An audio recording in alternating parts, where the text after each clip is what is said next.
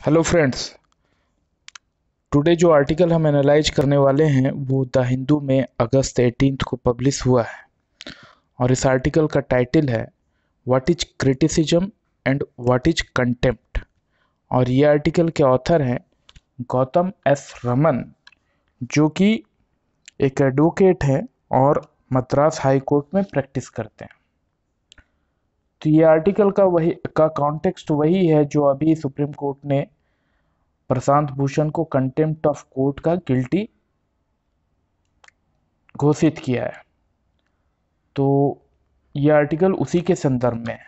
A recent order of supreme court found advocate Prashant Bhushan guilty of contempt for 2 tweets, one relating to the Chief Justice of India astride an expensive motor bicycle and the other a comment that the Supreme Court, in his opinion, played a role in the destruction of democracy in India over the last 6 years.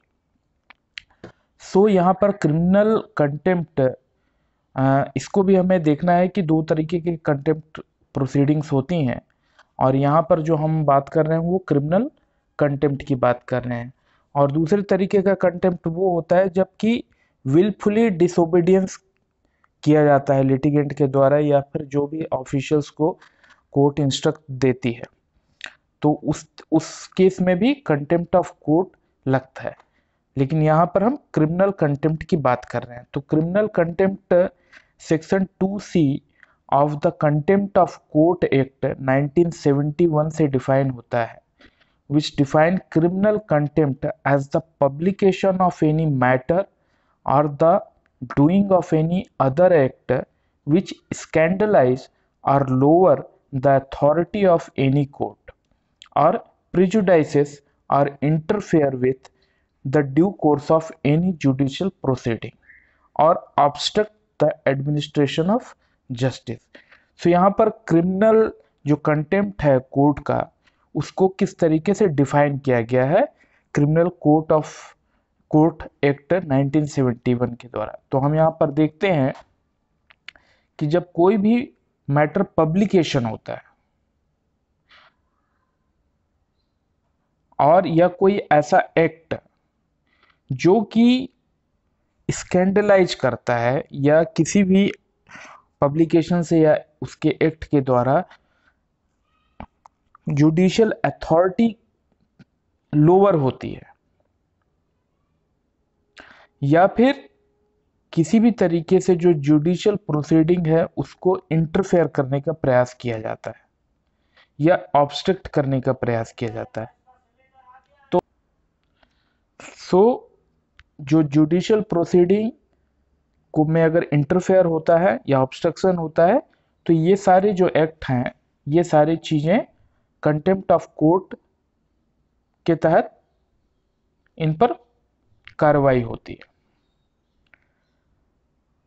ये इसलिए भी जरूरी है क्योंकि एक public perception of judiciary काफी important role play करता है।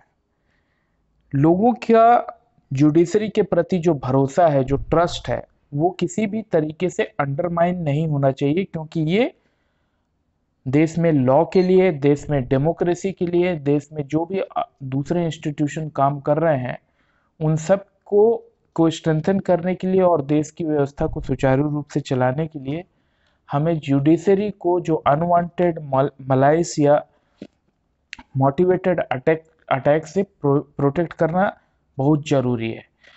उसका दूसरा कारण ये भी है कि जुडिशियल ऑफिसर अपने को डिफेंड नहीं कर सकते as per there conduct rule.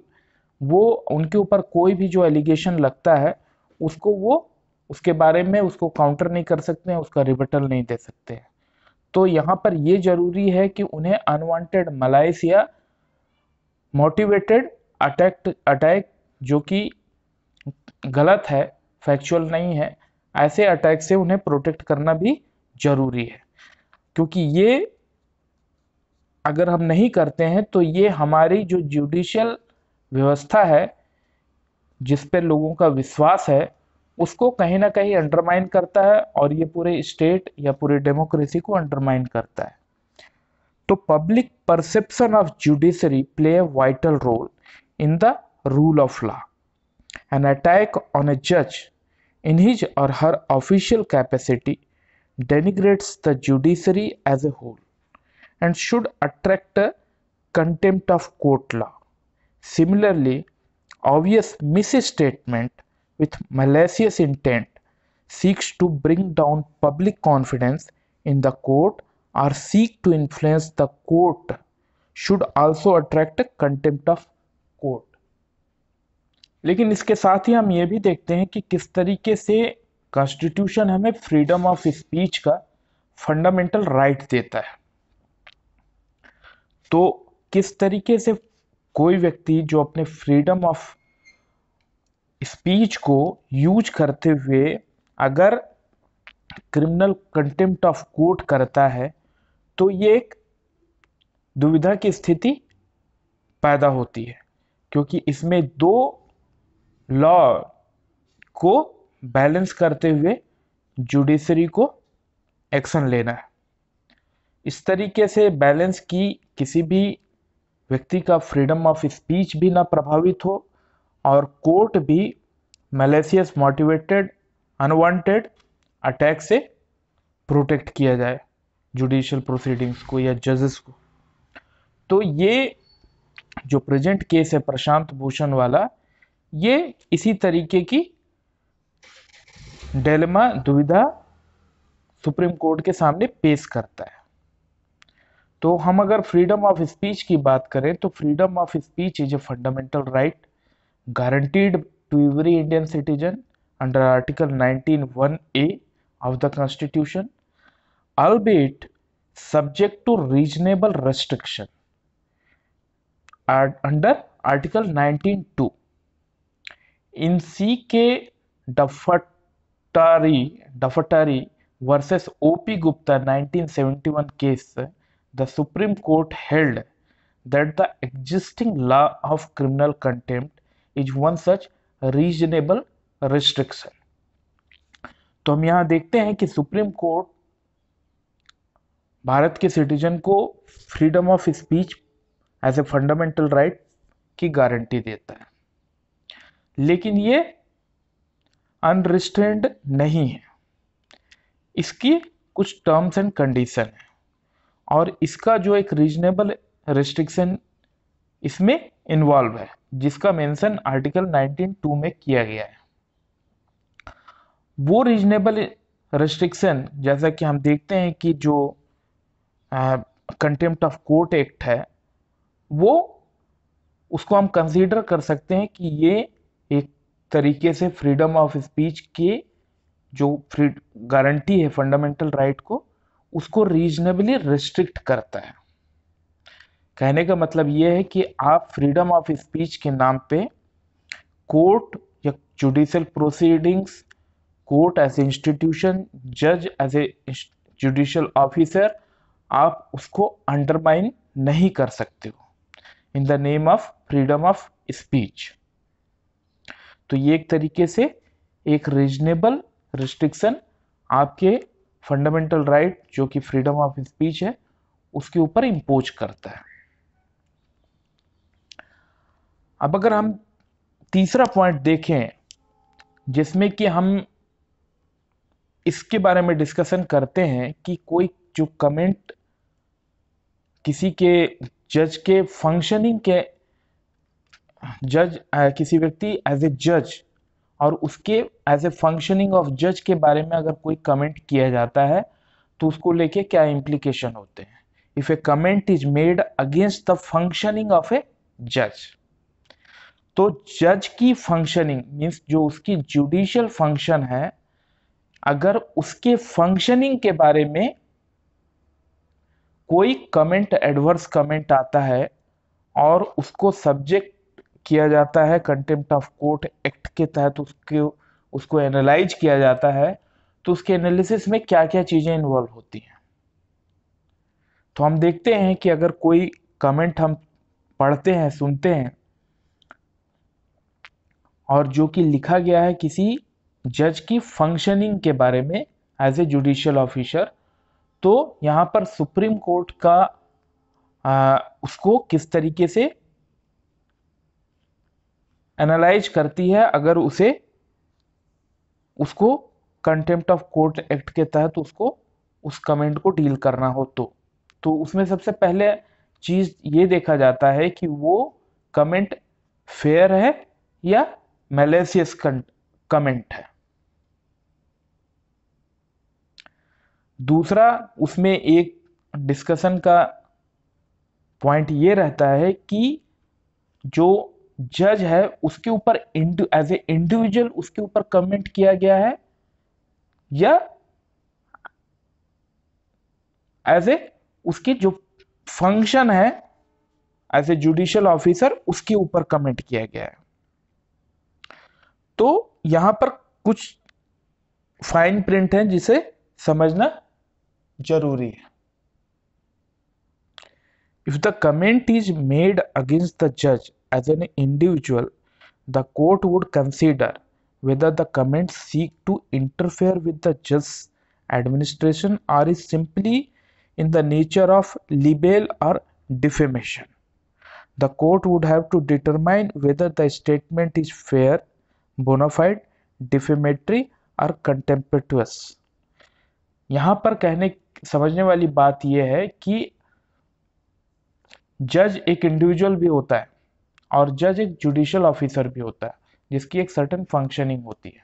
तो अगर कोई एडवर्स कमेंट किया गया है तो जज एज ए इंडिविजुअल के ऊपर में किया गया है कि जज एज ए जुडिशियल ऑफिसर के तौर पे किया गया है। अगर एज ए इंडिविजुअल के तौर पे किया गया है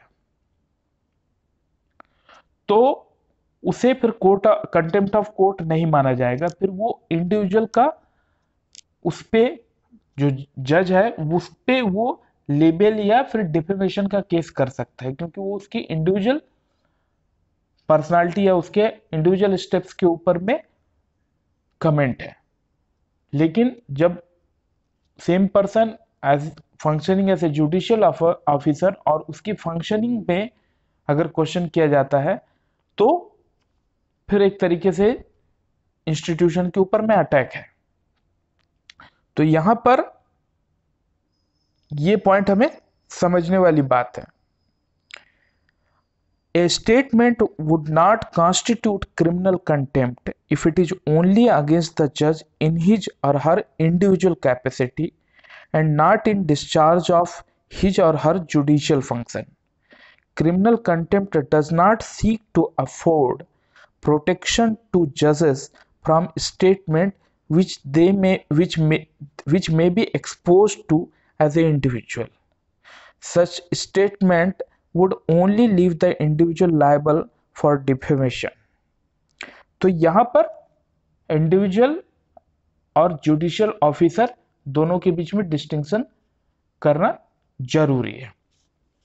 तो यहां पर दूसरा जो हम चीज देखते हैं कि जो स्टेटमेंट है या कोई मिस स्टेटमेंट है जिसका मैलिशियस इंटेंट है और वो through that statement seeks to bring down public confidence in court or seek to influence the court, ऐसे तरीके की चीजों भी फिट केस है कंटेम्प्ट ऑफ कोर्ट के लिए। इसके साथ ही हमें यह भी देखना है कि criticism, healthy criticism, fair criticism को रोका नहीं गया है। Truth as a defence also is bona fide if it is bona fide and made in public interest के तौर पे डिफेंस के तौर पे यूज किया जा सकता है। तो हम ये देखते हैं कि कंटेम्प्ट ऑफ कोर्ट का मतलब ये नहीं है कि आप कोर्ट को क्रिटिसाइज नहीं कर सकते हो।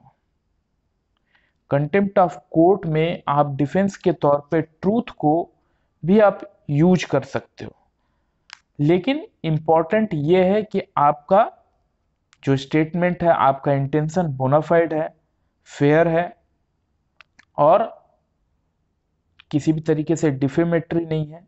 ये सारी चीजें हैं। तो बेसिकली यहां पर चैलेंज ये है कि शब्दों के थ्रू, शब्दों को देखकर, स्टेटमेंट को देखकर किसी व्यक्ति के इंटेंशन को जज करना। इसलिए ये इस वेरी करता है सर्कमस्टेंसेस पे और उस सिचुएशन की क्या फैक्ट्स हैं, depends entirely on the facts and circumstances of each cases. It cannot be generalized. So यहाँ पर हम देखते हैं कि कंटेम्प्ट ऑफ कोर्ट एक डेलिकेट सब्जेक्ट है जिसमें ट्रेड ऑफ एक मिडिल ग्राउंड, एक बैलेंस पाने की जरूरत है, क्योंकि कंटेम्प्ट और क्रिटिसिज्म के बीच में एक बड़ी फाइन लाइन है और उस फाइन लाइन को खोजना और उसको मेंटेन करना is a challenging task for any organization. This concludes the analysis of today's article. I hope this analysis will helpful to you. Thank you.